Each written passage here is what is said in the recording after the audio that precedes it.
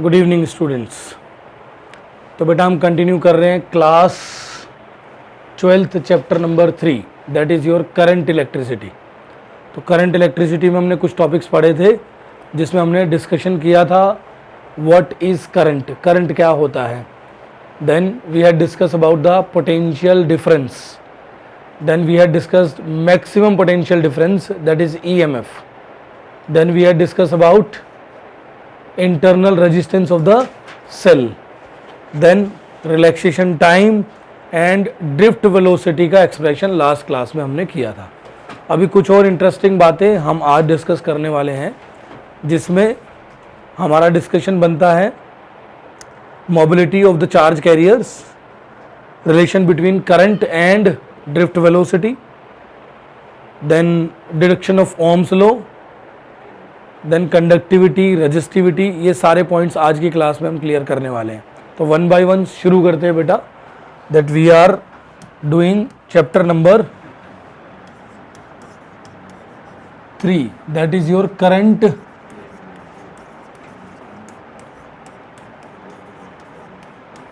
Electricity. This is our current electricity.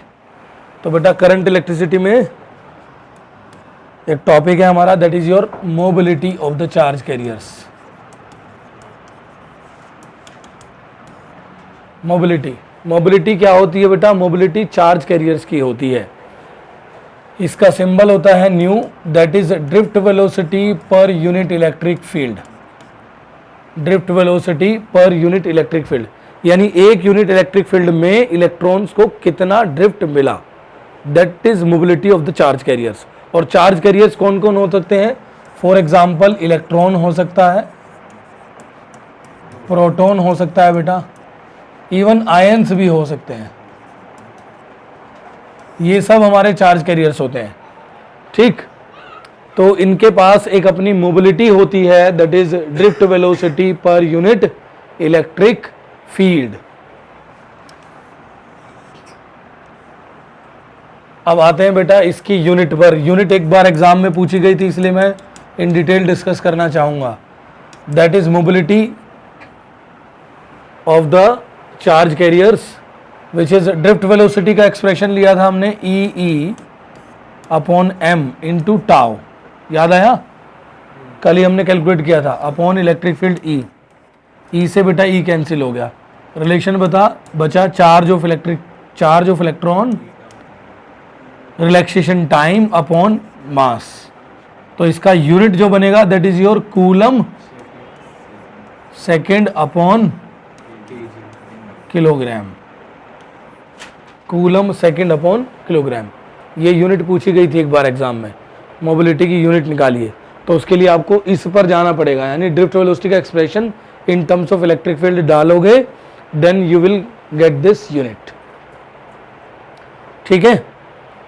Now next topic डालो, that is your relation between current and drift velocity. बहुत important relation है, बहुत सारे questions उस relation पर बनते हैं बेटा।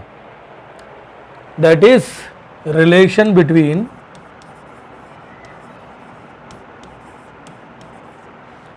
Current and drift velocity. Relation between current and drift velocity. तो ध्यान से समझना जरा बात को। डेरिवेशन भी CBSE में कई बार आया है बच्चों, और भी एग्जाम्स में पूछा जाता है। दैट मीन्स ISC वाला जो एग्जाम है उसमें पूछ सकते हैं। यूपी बोर्ड में भी सेम सिलेबस है। अब तो 11th और 12th का सिलेबस सब जगह सेम है। CBSE, ISC, UP board, everywhere syllabus बिल्कुल सेम है सब जगह। थोड़ा बहुत एक आध टॉपिक ऊपर नीचे करते हैं। फॉर एग्जाम्पल ये एक कंडक्टर ले लिया जिसका लेंथ है L, जिसका एरिया ऑफ क्रॉस सेक्शन है E। अब जब कंडक्टर है तो इसके पास क्या होंगे बेटा? फ्री इलेक्ट्रॉन्स होंगे, फ्री इलेक्ट्रॉन्स। तो लेट्स सपोज इसके पास कुछ फ्री इलेक्ट्रॉन्स हैं, ठीक। अब हमने इसमें कुछ एक्सटर्नल फील्ड लगाकर कुछ एक्सटर्नल फील्ड लगाकर इन इलेक्ट्रॉन्स को ड्रिफ्ट दिया। अब ड्रिफ्ट का डायरेक्शन क्या होगा, ये पॉजिटिव टर्मिनल की तरफ डायरेक्शन होता है ड्रिफ्ट का, यानी ड्रिफ्ट किस डायरेक्शन में मिलेगा, इस डायरेक्शन में मिलेगा। करंट का डायरेक्शन क्या होगा बेटा, ये होगा, यही तो मार्क करते आ रहे हैं हम। देखना ये क्यों होगा, हम ये एक्सप्रेशन भी निकालेंगे कि डायरेक्शन इलेक्ट्रॉन के मूवमेंट के अलग डिफरेंट क्यों आता है। अब कुछ एक बातें जैसे कि बच्चों, जिसमें हमारे पास है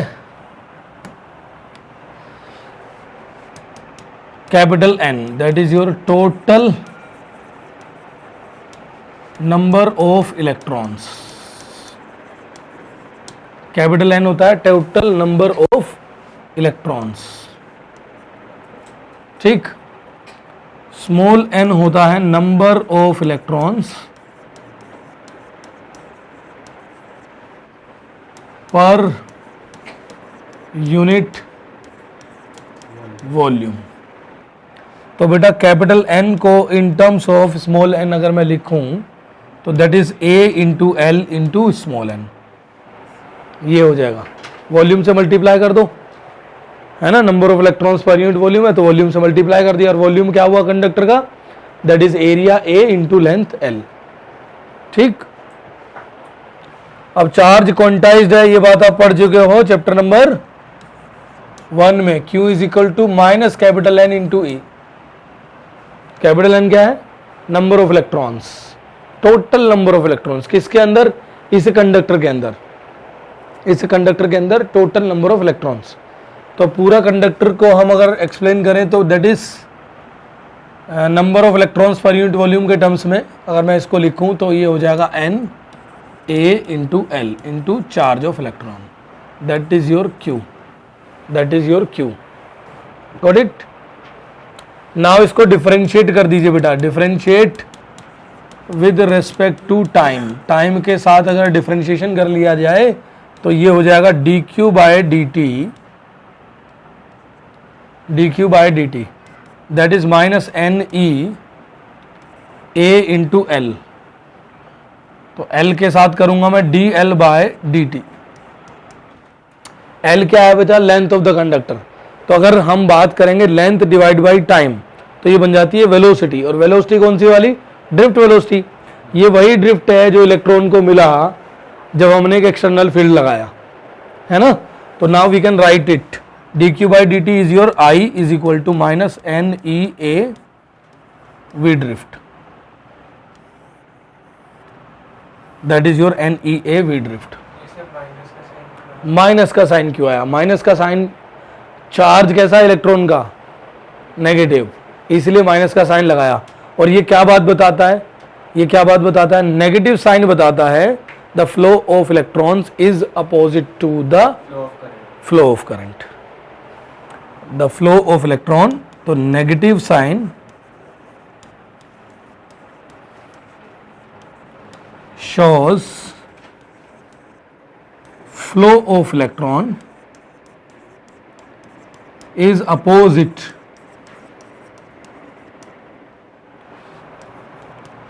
to the negative sign shows flow of electrons is opposite to the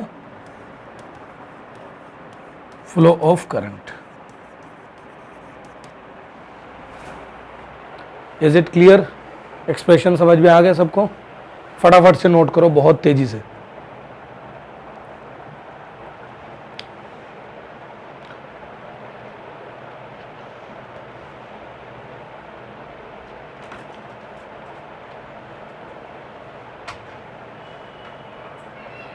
test,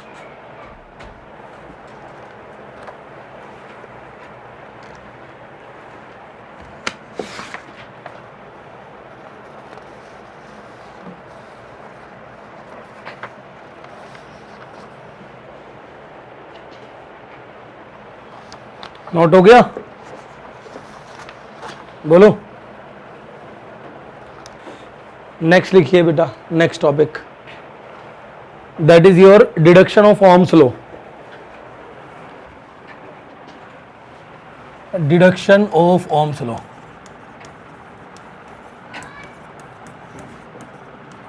ohms law सबको आता है? Deduction of Ohm's law on the basis of free electron theory, ये भी लिख लो, on the basis of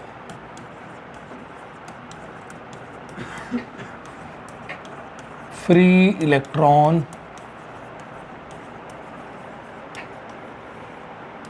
theory. ठीक, अब ये क्या कहता है बेटा, ध्यान दीजिए जरा बात पर। ओम्स लॉ क्या कहता है जरा ये बताओ, पहले आप बताओ व्हाट इज ओम्स लॉ। चलो इससे नहीं पूछता, तो बता भाई। V upon I is equal to R, ये बोलता है V directly proportional to I। जैसे जैसे दो टर्मिनल्स के बीच में पोटेंशियल डिफरेंस को आप बढ़ाओगे वैसे वैसे करंट बढ़ता जाएगा। ये एक्सपेरिमेंट किया आप लोगों ने स्कूल में, परफॉर्म किया। लीनियर आता है ग्राफ जिसमें V और I का, उसका स्लोप निकालते हैं तो रेजिस्टेंस बनता है ना? यस, तो हमें यहाँ पर यही प्रूफ करना है, V प्रोपोर्शनल टू I होता है, that we have to proof. ठीक है, ये प्रूफ करना है। अब हमारे पास एक रिलेशन है बेटा जो अभी निकाला, I is equal to NEAV drift. अब कहोगे आपने सर नेगेटिव क्यों नहीं लगाया? नेगेटिव साइन मैं बता ही चुका हूं तुम्हें क्या है, वो सिर्फ डायरेक्शन बता रहा है ना। चार्ज ऑफ इलेक्ट्रॉन के साथ मैंने नेगेटिव यूज किया था। यहाँ पर हमें पता है इलेक्ट्रॉन का चार्ज नेगेटिव है, दैट वी नो, है ना। और मेरे को एक रिलेशन और पता है वी ड्रिफ्ट का, बताओ क्या? That is E V upon tau M into L। सही है, E को मैंने V अपॉन L लिख लिया था, बताया था जब ड्रिफ्ट वेलोसिटी कैलकुलेट किया था। अब बेटा इसको मैंने यहाँ पुट कर दिया, that is I is equal to NEA V drift E V upon M into L into tau. तो बेटा I is equal to NE square A tau upon M into L into V।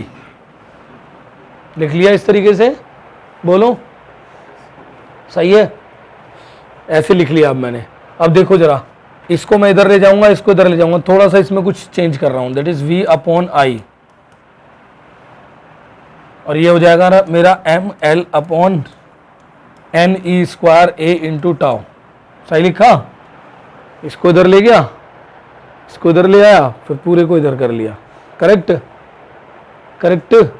तो V upon I क्या है बेटा? Constant है। अगर ये चीज कांस्टेंट है तो V प्रोपोर्शनल टू I हो गया ना।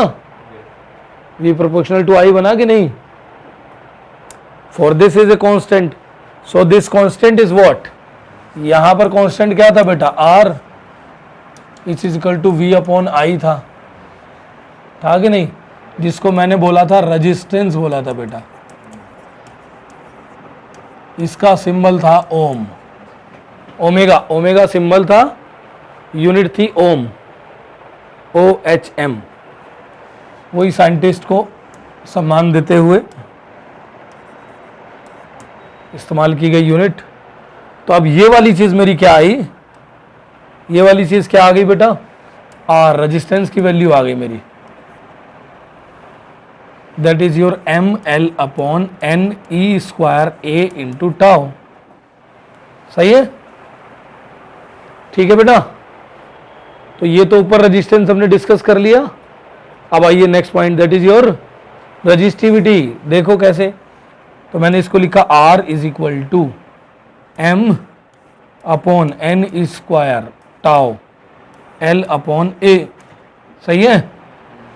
अब देखो आपने एक रिलेशन पढ़ा था, R is equal to rho L by A। कब पढ़ा था? क्लास 10th में, है ना। इसमें रो क्या है बेटा? Resistivity of the material. ये मटेरियल की प्रॉपर्टी है, ये मटेरियल की प्रॉपर्टी है। अब ये वाली इक्वेशन नंबर 1 कर लो, इसको 2 कर लो, कंपेयर करोगे तो आपको मिलेगा रजिस्टिविटी का वैल्यू। कंपेयर करने पर रजिस्टिविटी का वैल्यू क्या हो गया? M upon NE square into tau. Clear होगी बात? क्लियर होगी बेटा? अब जरा ध्यान से इसको ऑब्जर्व करिए। यहां रेजिस्टेंस के केस में भी कांस्टेंट था, क्या था, m क्या था बेटा, मास ऑफ इलेक्ट्रॉन।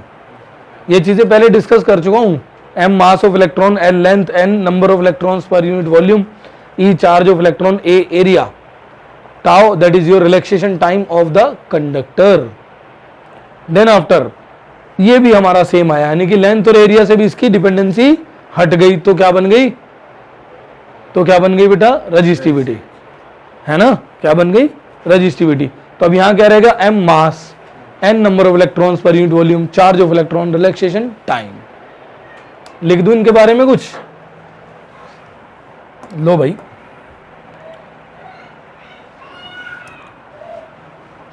देखो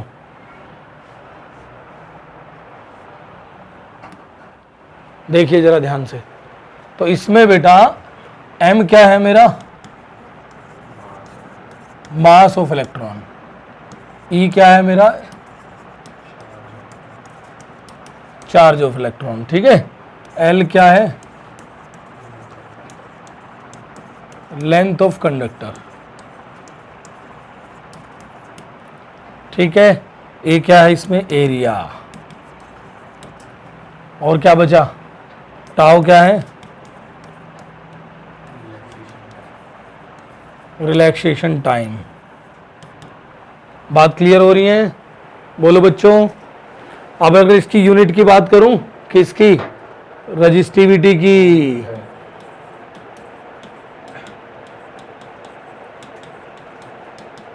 ये भी पढ़ चुके हो आप पहले, ज्यादा डिटेल में जाने की जरूरत नहीं है।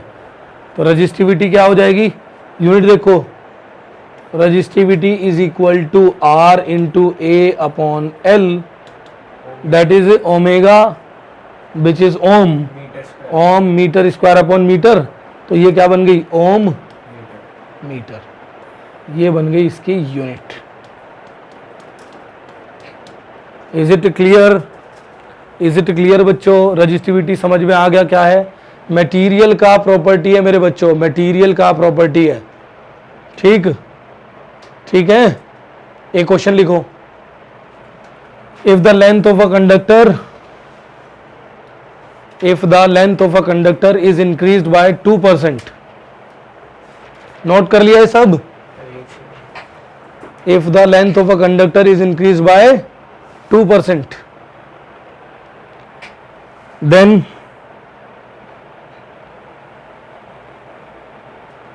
find out the change in the resistance of the conductor when length of the conductor is increased by 2%, then find the change in the percentage of resistance of the conductor।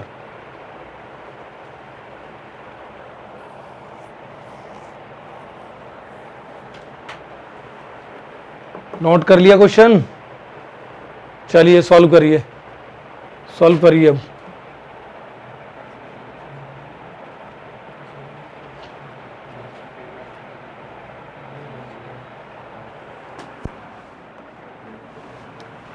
Question कहता है when length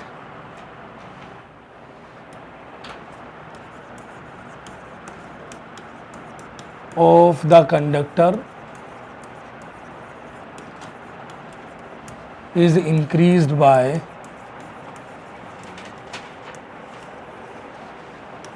2%,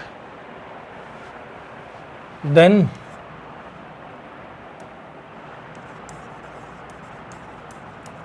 find percentage increase in resistance।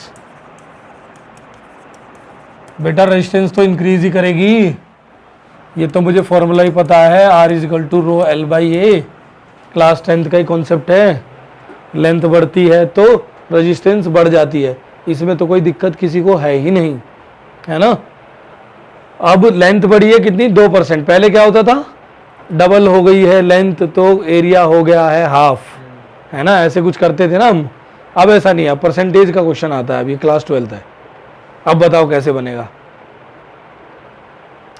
अब कैसे बनेगा, concept यहां पर भी same ही है, volume is constant ना, वॉल्यूम थोड़ी चेंज किया है, तो वॉल्यूम वी जो होगा which is a into L होगा, वी वॉल्यूम जो होगा बेटा ए इंटू एल होगा, एरिया इंटू लेंथ। ठीक, तो अगर मैं इस रिलेशन से देखूं बेटा R इज इक्वल टू या R is proportional to L है कि नहीं? R is proportional to L है। ठीक, अच्छा अब और इनवर्सली प्रोपोर्शनल टू A है, R is proportional to L and inversely proportional to A। बात सही है, क्योंकि एरिया तो वेरी करेगा ना भाई, जब लेंथ बढ़ रही है तो एरिया तो कम हो जाएगा। तो इसका मतलब मैंने क्या कहा, वॉल्यूम इज कांस्टेंट है, वॉल्यूम कांस्टेंट है, वेरिएशन किस किस में है, एरिया में और लेंथ में, है ना। तो मैंने क्या किया इसमें, मैंने इसमें मल्टीप्लाई कर दिया L से और डिवाइड कर लिया L से। ठीक, तो अब मैंने रिलेशन निकाल लिया R proportional to L square upon volume, L square upon volume. तो एक ही वेरिएबल पर डिपेंडेंसी आ गई, किस पर, लेंथ पर, किसके प्रोपोर्शनल, L स्क्वायर, क्योंकि वॉल्यूम इज कांस्टेंट है यार, वॉल्यूम अगेन इज कांस्टेंट ना, volume again is constant. So हमने क्या लिखा, R proportional to L square. इस रिलेशन पर पहुंच गए, पहुंच गए, हाँ भाई, वॉल्यूम तो कांस्टेंट है ना, तो वो भी हटा दिया, हमने कहा R proportional to L square. अब सॉल्व हो जाएगा। क्लास 11th याद आ रही है कुछ, हैं कितने परसेंट?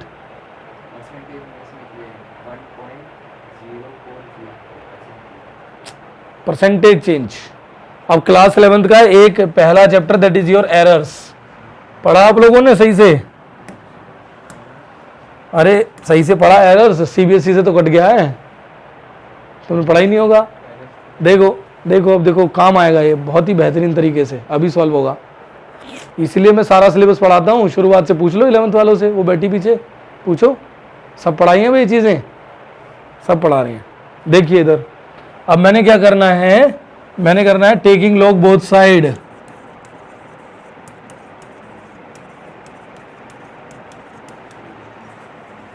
किसके साथ? इसके साथ नहीं भाई, इसके साथ, टेकिंग लॉग बोथ साइड।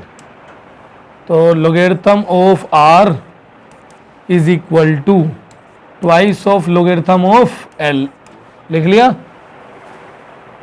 ठीक है, अब डिफरेंशिएट कर दो, डिफरेंशिएट करोगे तो delta R by R is equal to twice delta L by L। ठीक है, अब इसमें 100 से मल्टीप्लाई कर दीजिए बेटा, इसमें भी 100 से मल्टीप्लाई कर दीजिए, तो this is percentage change in resistance is equal to twice percentage change in length. तो कितने परसेंट आ गया? 4% आ गया। ये आपका जेई का क्वेश्चन है। 4 बोला? क्या बोला? 4.04। ठीक है, good. Is it clear to everyone? Method यही लगाया या कैलकुलेटिव पहुंच गया? This is easy way, note करो, ये आसान तरीका है भाई, हर क्वेश्चन को लगाने का बहुत आराम से चेंज इन परसेंटेज चेंज निकल आती है। लोगेरिथम लो दोनों तरफ और फिर क्या कर देना है, डिफरेंशिएट कर देना है, और फिर 100 से मल्टीप्लाई करोगे तो परसेंटेज आ जाती है। बेटा डिस्टर्ब हो रहा हो तो बेशक अंदर जाके बैठ जाओ। हाँ,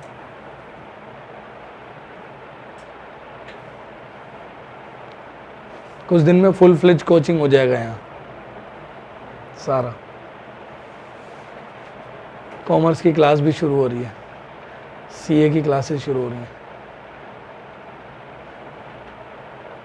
नोटेड? नेक्स्ट टॉपिक डालो, नेक्स्ट टॉपिक डालिए। अब रेजिस्टेंस के बारे में हमने पढ़ लिया। एक चीज होती है कंडक्टेंस, कंडक्टेंस नोट करिए, दैट इज योर कंडक्टेंस।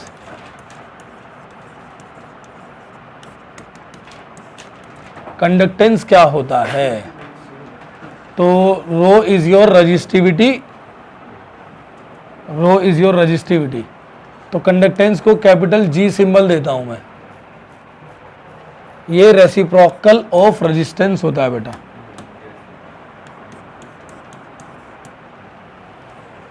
और इसकी यूनिट हो जाती है ओम की पावर -1, ठीक, जिसको मैं बोलता हूं MHO, मो।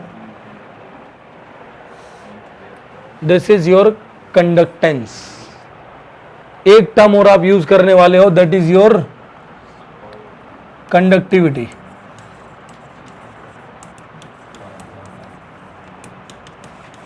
That is your conductivity. Conductivity क्या होती है बेटा? इसका सिंबल होता है ये, सिग्मा बोलते हैं बेटा इस सिंबल को। दैट इज योर 1/ρ, डेंसिटी का रेसिप्रोकल होता है। सॉरी, डेंसिटी का सिंबल है ये, पहले हम यूज करते थे रो। अब ये रजिस्टिविटी का रेसिप्रोकल होता है कंडक्टिविटी। ठीक है, ठीक। तो मैंने इसको लिखा बेटा ओम, ये क्या था ओम मीटर ना, तो ओम की पावर -1, मीटर की पावर -1। ठीक है, तो मैंने इसको ऐसे भी लिख लिया, ओम की पावर -1, मीटर की पावर -1। दो तरीके हो गए, और भी है, तीसरा भी है, इसको बोलते हैं MHO, मो पर मीटर। और बताऊं, और भी एक क्या, साइमन। स्पेलिंग करना उसकी SIEMEN, है ना, सही है ना, यही है ना। ये भी होता है, कैपिटल S इसका सिंबल होता है।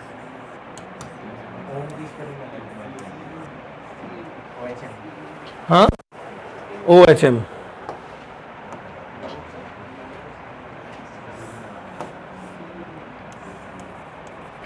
ओम की पावर -1, ये भी सही है। यहाँ मैंने -1 हटाया तो इसको MHO लिख दिया। और एक और चीज़ होती है ये साइमन, ये भी हमारी किसकी, कंडक्टिविटी की यूनिट होती है, कैपिटल S। कंडक्टिविटी की यूनिट होती है कैपिटल S।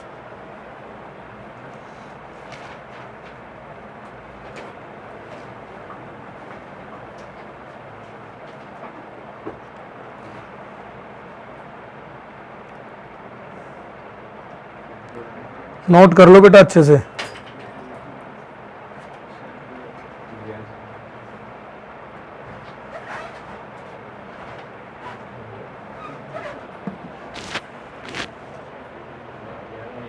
नोटेड?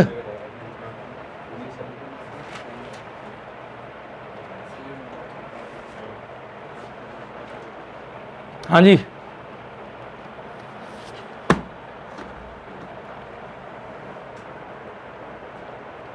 लिख लिया सबने?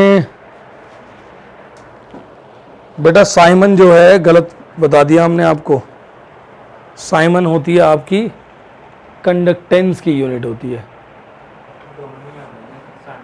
साइमन इसके लिए नहीं बोलेंगे ना, फिर मीटर भी तो चलेगा ना साथ में। साइमन मीटर इनवर्स चलेगा ना, साइमन मीटर इनवर्स चलेगा ना, ये चलेगा। यहां साइमन चलेगा, capital S।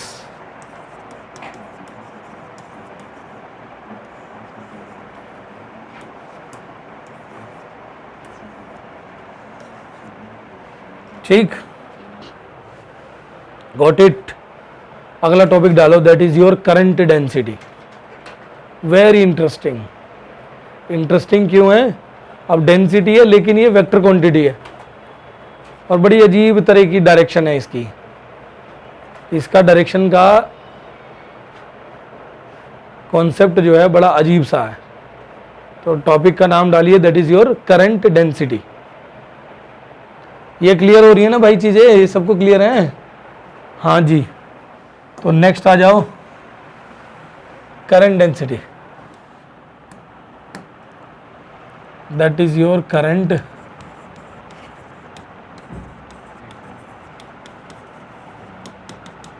Density.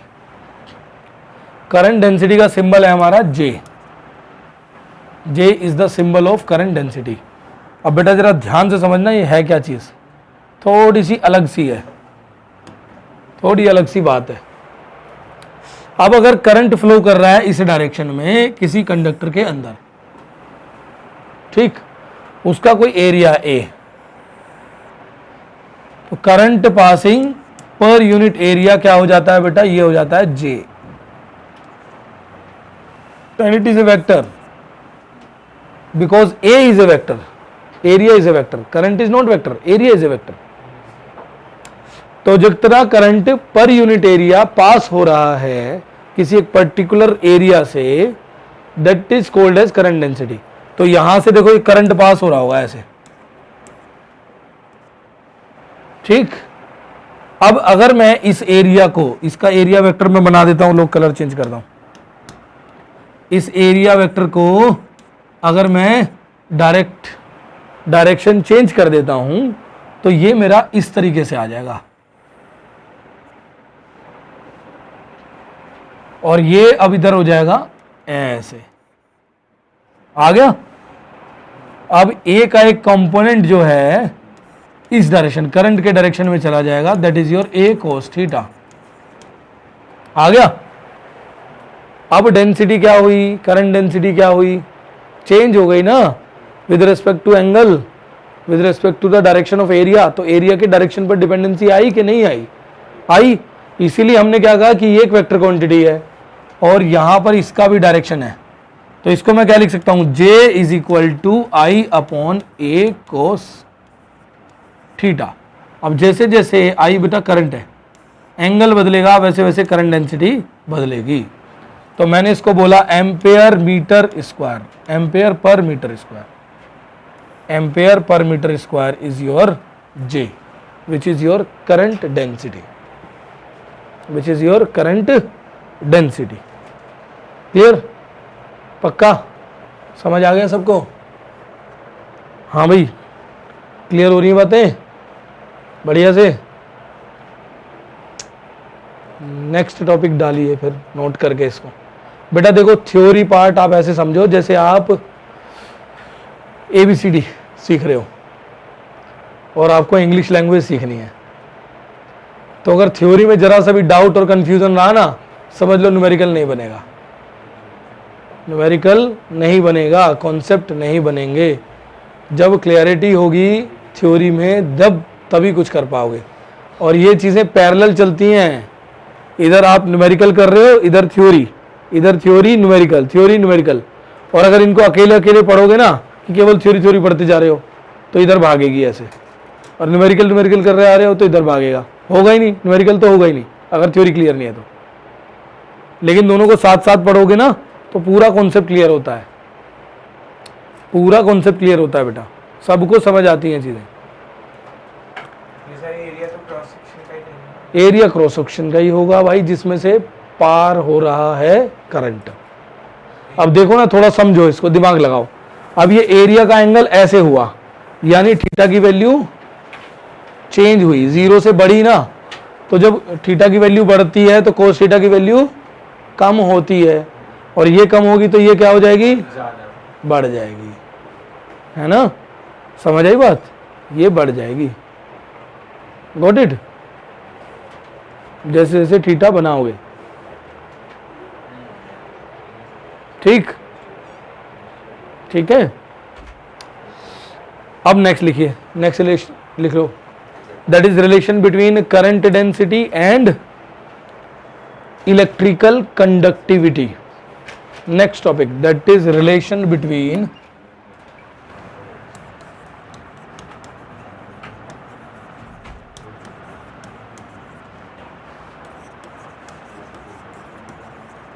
current density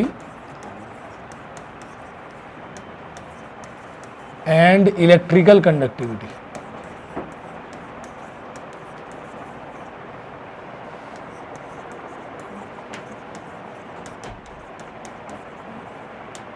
current density और इलेक्ट्रिकल कंडक्टिविटी के बीच का रिलेशन देखिए बेटा। करंट डेंसिटी हमने बताई J, ठीक है। अब एक रिलेशन लिखो, R इज इक्वल टू, चलो V से ही शुरू करता हूं, V is equal to I into R, लिख लिया, जिसमें R is equal to rho L by A, तो ये हो जाएगा I into rho L by A, that is your V।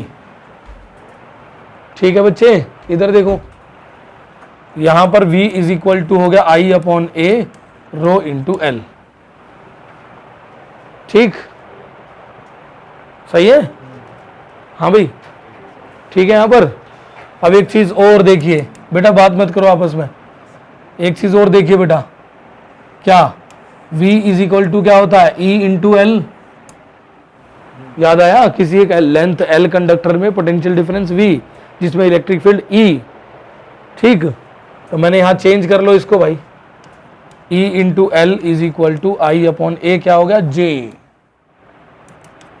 I upon A क्या हो गया बेटा J। तो इधर आ जाइए बेटा, J डेंसिटी और लेंथ, ये हो गया कैंसिल, डेंसिटी नहीं है भाई, फिर से गलत पढ़ लिया, that is your resistivity.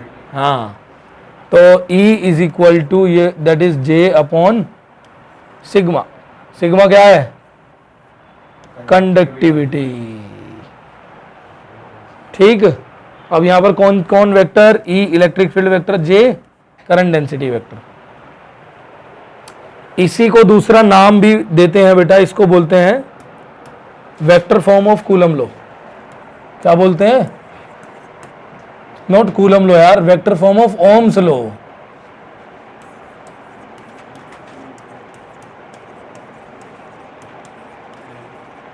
Vector form of Ohm's law. Is it okay बच्चों, नोटेड, यस।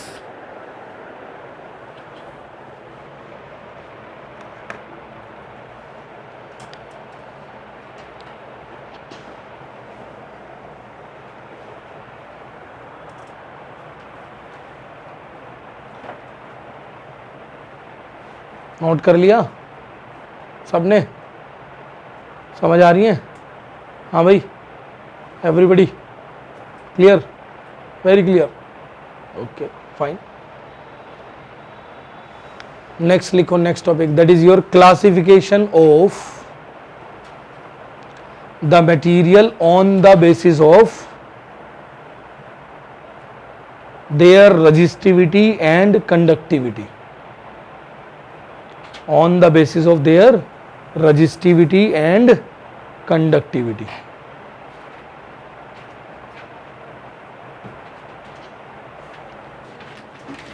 अब लिखिए classification of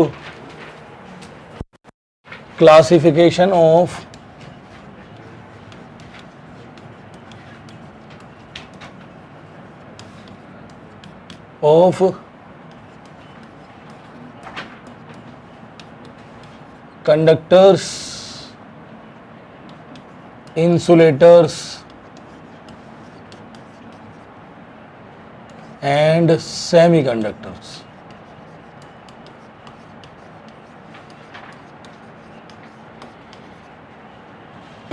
on the basis of resistivity and conductivity, on the basis of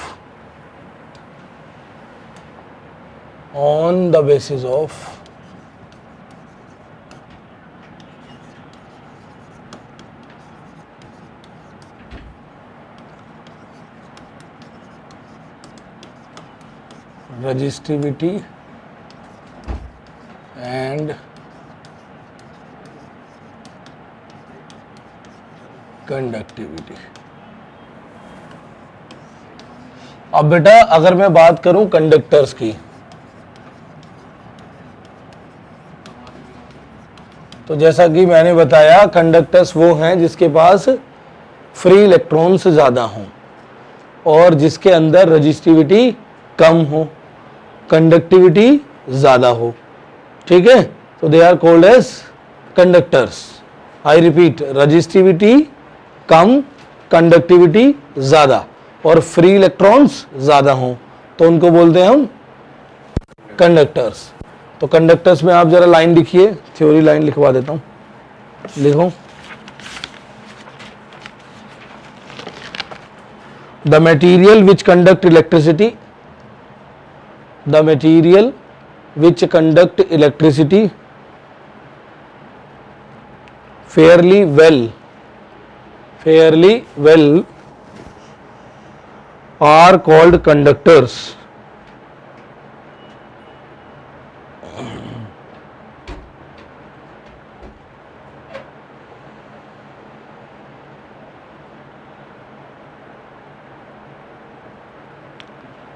So metals are good conductors.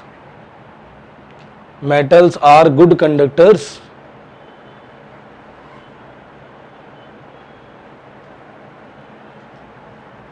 They have low resistivity range. They have low resistivity range. 10 raised to the power minus 8 ohm meter. 10 raised to the power minus 8 ohm meter. 2 TO2. 10 raised to the power minus 6 ohm meter.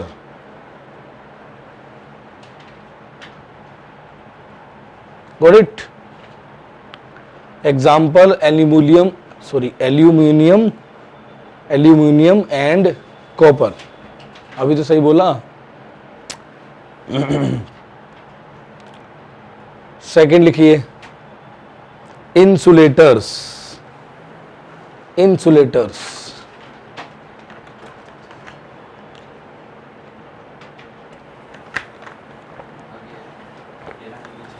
The material which do not conduct electricity,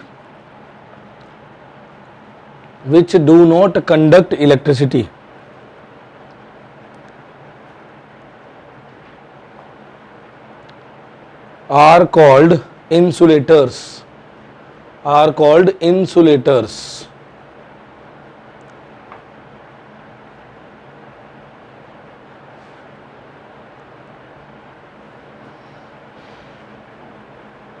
Mainly non-metals have high resistivity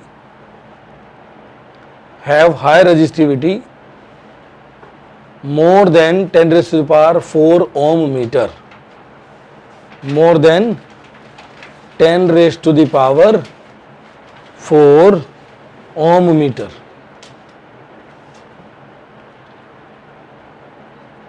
Got it? Next लिखिए बेटा, next लिखिए, that is semiconductors.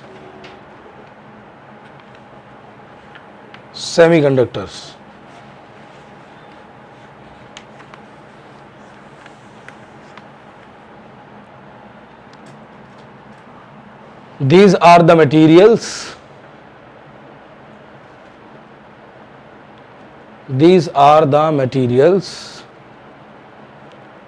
Whose resistivity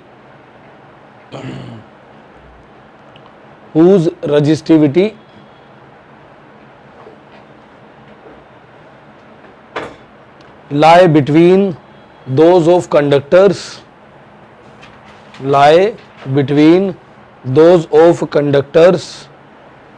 and insulators,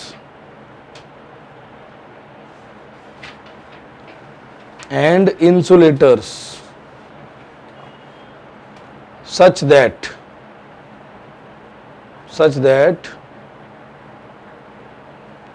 between 10 raised to the power minus 6 ohm meter to 10 raised to the power 4 ohm meter. 10 raised to the power 4 ohm meter. Examples हैं, बताओ example. Silicon and germanium best example है. Semiconductor एक पूरा chapter ही तुम्हारे syllabus में है जिसमें semiconductor और जर्मेनियम के बारे में इन डिटेल पढ़ोगे और उनसे बनने वाले इलेक्ट्रिक अप्लायंसेस के बारे में पढ़ोगे. इलेक्ट्रिक अप्लायंस बोलोगे, इलेक्ट्रिक कंपोनेंट बोलो, दैट इज डायोड्स. ठीक है, डिफरेंट डायोड्स, रेक्टिफायर्स, ये सब पढ़ने वाले हो. लास्ट चैप्टर है तुम्हारा, चैप्टर नंबर 14. अब नेक्स्ट टॉपिक लिखो. Effect of temperature on resistance. Next topic, यहां हमने डिस्कस किया बेटा कंडक्टर, दूसरा डिस्कस किया था इंसुलेटर्स, तीसरा बेटा सेमीकंडक्टर्स।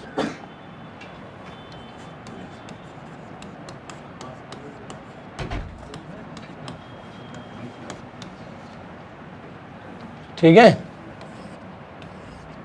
अब आते हैं हम effect of temperature, that is your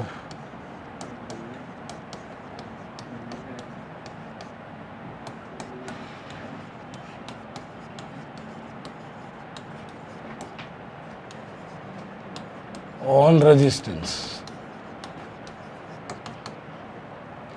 ध्यान देना बेटा, वैसे तो इसका थ्योरेटिकल कॉन्सेप्ट भी आता है, जैसे जैसे हम टेम्परेचर बढ़ाते हैं हमारा रिलैक्सेशन टाइम कम हो जाता है, that means number of collisions बढ़ जाते हैं।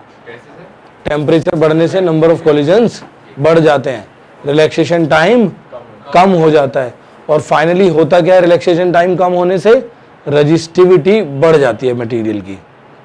तो हमने बेटा एक रिलेशन निकाला था रेजिस्टेंस का, that is ml upon N E square A into tau, याद आया, जिसमें रजिस्टिविटी का रिलेशन आया था हमारा, that was m upon N E square into tau, ये आई थी मेरी रजिस्टिविटी। ठीक है, दिस इज माई रजिस्टिविटी। अब रजिस्टिविटी मटेरियल की inversely proportional to the relaxation time होता है।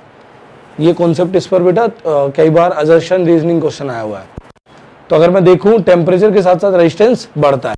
अब सिंपली एक रिलेशन है हमारे पास आर टी, डायरेक्ट रिलेशन है वैसे तो ये आर टी, यानी कि temperature T temperature sorry resistance at temperature T, that will be R not plus 1 plus alpha delta T.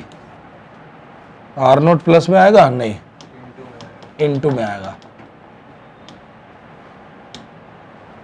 That will be T temperature पर जो रेजिस्टेंस होगा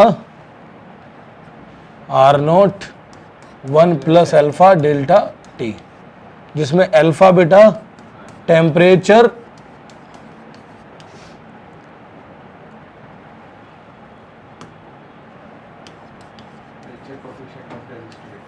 coefficient of resistivity, that will B temperature coefficient of resistivity. ठीक है, इसकी value भी बहुत छोटी होती है, अबाउट 10⁻⁻5 के आसपास आएगी।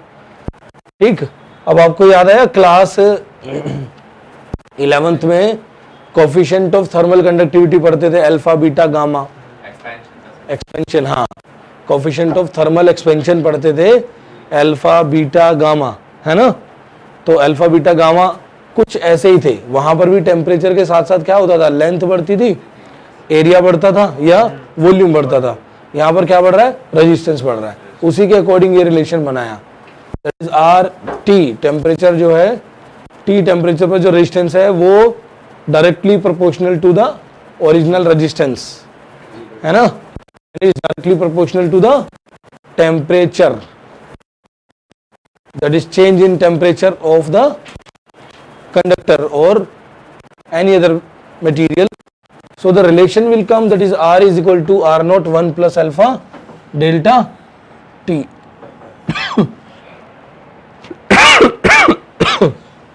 अब बच्चों इसमें आप देखोगे R is equal to क्या होता है बेटा, R is equal to rho L by A, है ना। तो हम इसको यूज कर सकते हैं, that is rho T L by A, लिख लिया, इधर भी गए आर नोट की निगाह, rho not L by A 1 plus alpha delta T. ठीक है बेटा, ठीक है,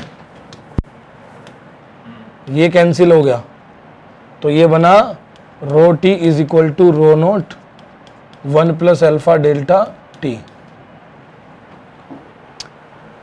तो यहाँ रजिस्टिविटी के साथ भी ऐसे रिलेशन है ना। और डेल्टा टी क्या है बेटा, चेंज इन टेम्परेचर है, चेंज इन टेम्परेचर। तो इसको लिखा जाता है टी माइनस टी नॉट, ऐसे लिख सकते हो आप, T minus T not, that is your final temperature reached, है ना, this is your original temperature. ठीक, अब आपके एनसीईआरटी के कई सारे क्वेश्चन इस फॉर्मूले पर बेस्ड हैं।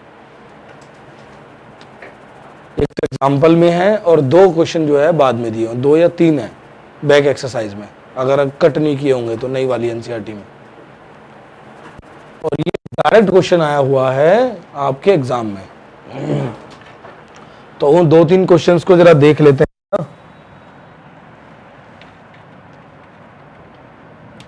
नोट कर लिया, नोटेड। तो ये तीनों ग्राफ बनाओ, चलो कॉपी में बना लो, इंपॉर्टेंट ग्राफ है बेटा, कई बार आते हैं, याद रहेंगे तुम्हें, बना लो इनको। नोट्स में लास्ट में बनाए हुए ग्राफ, पर फिर भी ये बना लो, एनसीईआरटी में दिए।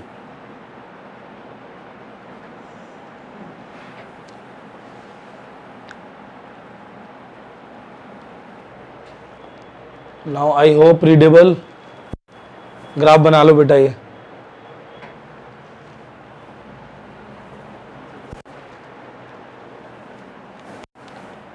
जल्दी से बनाओ।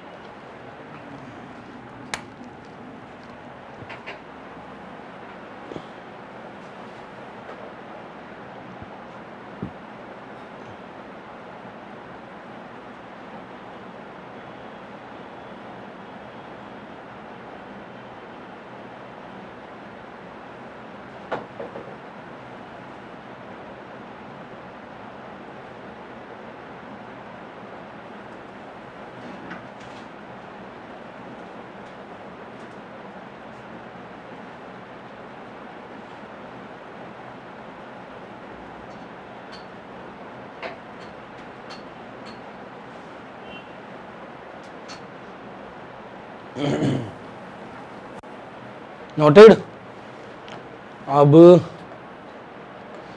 बहुत अच्छी अच्छी बातें हैं, देखो इसमें किताब में ना, ऐसा नहीं है, इतनी भी खराब नहीं है एनसीईआरटी। ये वाला क्वेश्चन करो, just read it.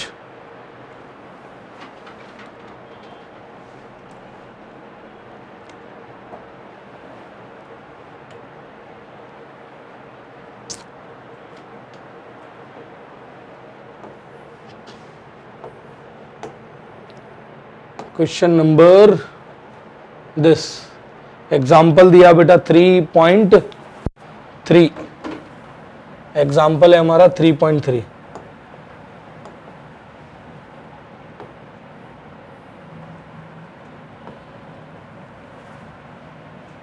Read it, अच्छे से रीड करो।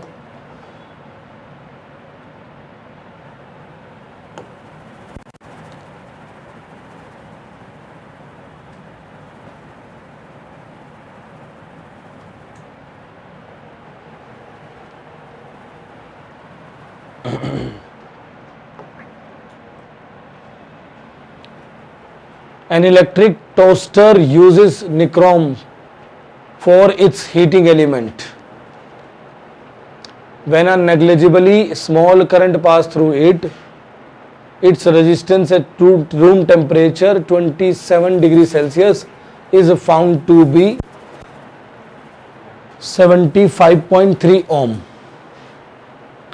When the toaster is connected to a 230 volt supply, the current settles after a few seconds and a steady value of 2.68 ampere. What is the steady temperature of the nichrome element? The temperature coefficient of the nichrome average over the temperature range involved is 1.7 into 10⁻⁴ per degree Celsius. समझ आया? तो एक तो 27 degree पर temperature दिया हुआ है, sorry 27 degree temperature पर रेजिस्टेंस दिया हुआ है, ठीक, दिया हुआ है ना। फिर क्या कह रहे हैं वो, फिर कह रहे हैं कि 220 वोल्ट पर करंट का सप्लाई, यानी कि एट टी टेम्परेचर पर 230 वोल्ट और इतना करंट, तो रेजिस्टेंस मिल जाएगा, है ना, V बाय आई, तो आर टी मिल जाएगा हमें, और अल्फा हमें दिया हुआ है ना, तो मिल जाएगा टी टेम्परेचर, लगा दो। तो that is your question number example, बेटा देखिए ध्यान से,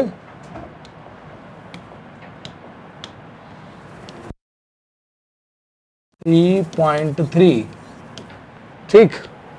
अब एग्जाम्पल 3.3 में R nought is given, that is your 75.3 ohm, 75.3 ohm, ठीक। जो टेम्परेचर है बेटा T nought that is also given, इसको आपने 27 डिग्री सेल्सियस से ये हो गया 300 केल्विन पर,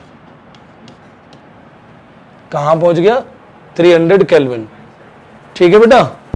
अब हमें टी टेम्परेचर निकालना है, जबकि हमारे पास आर टी टेम्परेचर पर रेजिस्टेंस गिवन है, that is your 230 divided by 2.68, तो कितना आया, ये नीचे सॉल्यूशन दिया है, वैसे तो देख सकता हूं मैं इधर से 85.8 ओम आ गया, है ना। बस अब फॉर्मूला लगाओ, R nought is equal to R T 1 plus alpha delta T हो गया बेटा टी माइनस टी नोट, ठीक है। कैलकुलेट कर दो, सिर्फ वैल्यूज ही तो पुट करनी है, सारी वैल्यूज पुट करके कैलकुलेट कर दो।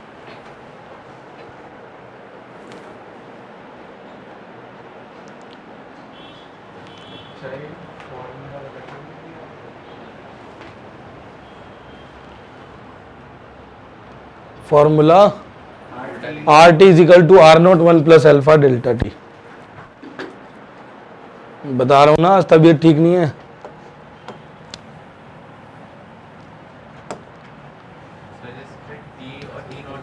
Are T is equal to R nought 1 plus alpha delta T, put करो वैल्यू।